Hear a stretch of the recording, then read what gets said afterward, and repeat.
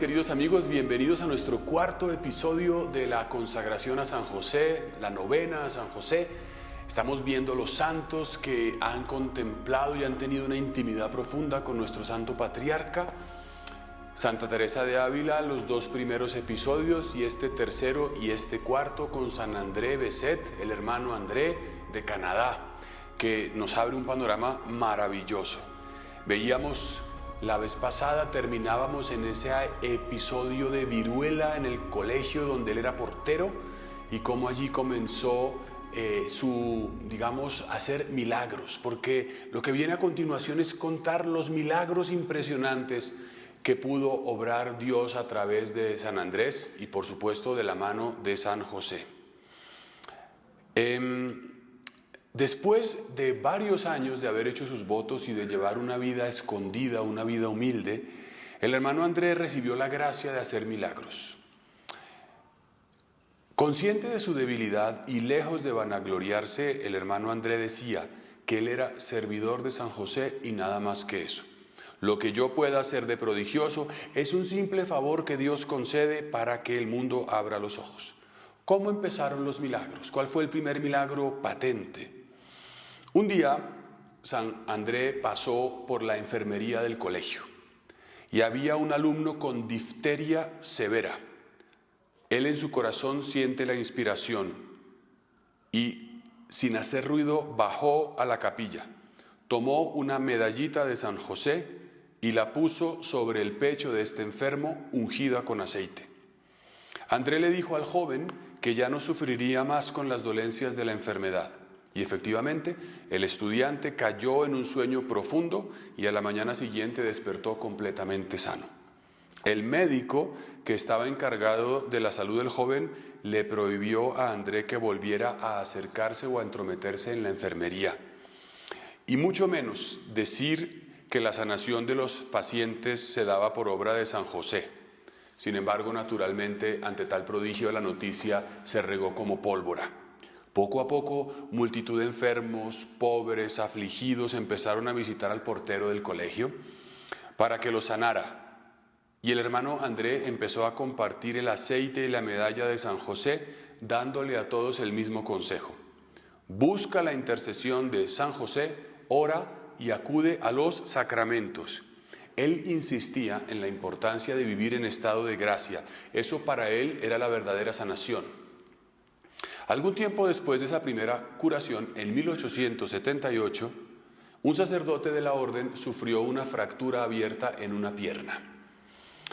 A las 5 semanas empeoró la herida y le ocasionó una gran gangrena que se extendió del tobillo hasta la rodilla.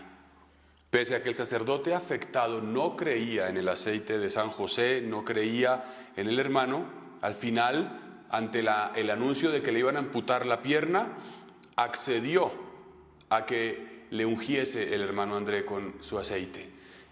Y a las 24 horas la pierna la tenía sana, la herida completamente curada, sin ninguna llaga, sin ninguna carne muerta. Muy sorprendido por esa milagrosa recuperación, el sacerdote escribió una carta a los superiores de la Orden de la Santa Cruz en Francia. Y allí, en Francia, por esa carta, un periodista descubrió que algo estaba pasando en Montreal. Este periodista viajó desde Francia hasta Montreal para investigar y fue testigo de las aglomeraciones que se daban a las puertas del colegio pidiendo ayuda al hermano Andrés. Con eso hizo una investigación y la publicó en el periódico La Patrie de Montreal.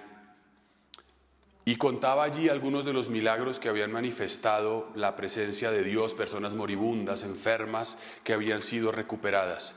Por tanto, después de ese artículo, se dio a conocer, digamos, a nivel nacional y la romería de personas ya creció de manera instantánea. Tal es la cantidad de gente que acude que la orden se conmueve y le asignan ya no la portería, sino un localito abandonado, también muy austero, para que el hermano pueda atender a las personas que vienen a buscar la intercesión de San José.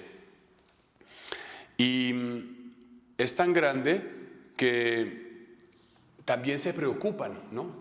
Y entonces le dicen al obispo de Montreal, oiga, mejor detengamos un poquito esto porque está haciendo demasiada la gente.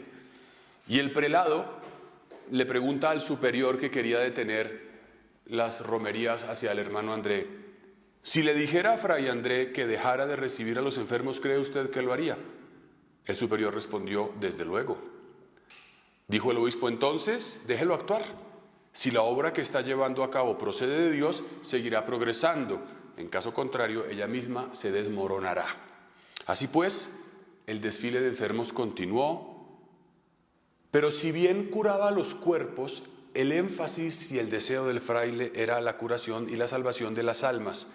A un enfermo que acudió a verlo le dijo, por ejemplo, si quiere que San José lo cure, abandone a la mujer con quien vive en fornicación y vuelva a visitarme.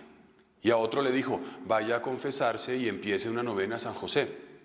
Y el hombre que llevaba 20 años sin confesarse, siguió la indicación de Andrés, se confesó cuanto antes y la curación se produjo enseguida. Es decir, la curación del cuerpo como un camino a la salvación realmente del alma. El primero que se opuso a que el hermano André hablara de las bondades de San José fue el doctor Joseph Charret, aquel de la enfermería del que tenía difteria. Quizás lo recordamos, el primer gran milagro. Había tratado de desacreditar el humilde fraile, despreciándolo, diciendo que esto eran supersticiones con aceite de oliva y medallitas. Pero sucedió que Dios tiene caminos increíbles. Un día la esposa del médico tuvo una fuerte hemorragia. Y esa hemorragia no la podían controlar, de ninguna manera. Y entonces ella había escuchado del hermano André y le dijo a su esposo, búscalo para que me ayude. El médico inicialmente se negó rotundamente, pero luego de una discusión, la mujer le dijo, tú eres tan soberbio que vas a permitir que yo me muera desangrada con tal de no pedir la ayuda del hermano. Ante tal solicitud, el médico accedió y fue a pedirle al hermano André que ayudara a su esposa. El religioso lo escuchó atentamente y le dijo, doctor, regrese a su hogar que la hemorragia ya se ha detenido. Y efectivamente, cuando llegó a su casa, su mujer estaba sana. Por tanto, la popularidad del religioso siguió creciendo, sus superiores accedieron ya a comprar el terreno donde él soñaba poner un oratorio en el Monte Royal y empezaron a pensar en la construcción de ese edificio. Años después se supo que San Andrés había sembrado en el terreno durante muchos años medallitas de San José para que ese terreno fuese comprado por su comunidad y se construyera el templo en honor del santo. A partir de 1908, cuando ya el templo empezó a construirse y se erigió, el hermano empezó a vivir en lo alto de la capilla y allí le acondicionaron una habitación y un despacho calentados por una estufa muy simple. Allí fueron a visitarlo muchísimas personas de toda condición, incluidos altos dignatarios de la iglesia. Frente a todos los visitantes, el hermano André decía, no tengo poder alguno, nada de lo que hago en las curaciones procede de mí, sino que todo viene de San José, que consigue esas gracias excepcionales de Dios. Soy únicamente un vil instrumento del que se sirve el patrono de la iglesia para realizar prodigios, para suscitar conversiones y progresos en la perfección cristiana. De 1912 en adelante, en vista de las crecientes multitudes que acudían al oratorio, se asume el proyecto de convertir ese oratorio en una basílica. Y así el hermano André emprende una visita para buscar recursos y para hablar de ello y para a su vez llevar los dones de sanación a muchas partes, todo encomendado a San José. Y así las donaciones garantizarían la construcción del templo, que como digo, es el templo más grande de Norteamérica, una de las cúpulas más grandes del mundo. Interesa mucho verlo. El hermano André anunció con naturalidad, la continuación de los trabajos está asegurada. Ahora yo resulto inútil, es hora de irme. Y así el 6 de enero de 1937, a los 91 años, partió el hermano André a la casa del Padre.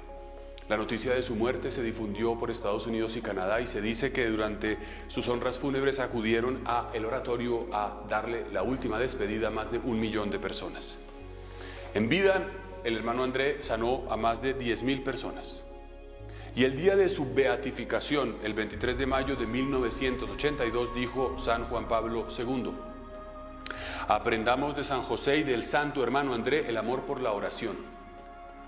La confianza de Fray André en la virtud de la oración, ¿acaso no es una de las indicaciones más preciadas para los hombres y las mujeres de nuestro tiempo que intentan resolver sus problemas sin tener en cuenta a Dios? Y en la canonización el 17 de octubre del año 2010, el Papa Benedicto XVI dijo que San André vivió la bienaventuranza del corazón puro. Terminemos este cuarto episodio y la contemplación de San André Bessette diciendo esta breve plegaria al Santo Patriarca: haz por mí, San José, lo que tú harías si estuvieras en mi lugar. Escúchame, San José, ruega por mí. Amén. Vamos a pedir con toda confianza, con la confianza del hermano André, lo que queramos pedir para este día de nuestra novena.